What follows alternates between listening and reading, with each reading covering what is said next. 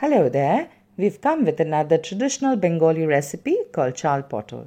Take about 300 grams of parval and scrape the skin lightly. Cut into angular shapes like shown. And in a heavy bottom saucepan, take any vegetable oil and fry the parvals till they are golden brown. Keep them aside. You will also have to wash and soak about 1.5 cups of Govindabhog rice or any short grain rice for an hour. Drain the water, dry the rice and add the rice in the same oil and fry and keep aside. In a separate bowl, make a paste of 1 teaspoon turmeric powder, 1.5 teaspoon cumic powder, 1 teaspoon red chili powder and keep aside.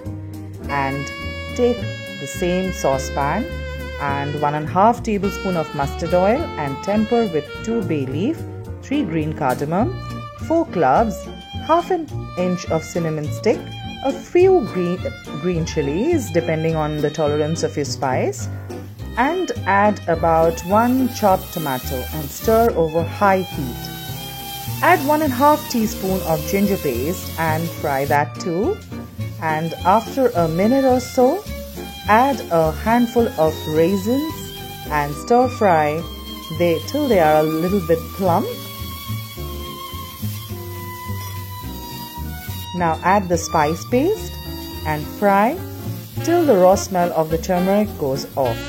And finally add the rice and the parvals and mix everything together. Make sure that all the spices are nicely coated in the rice.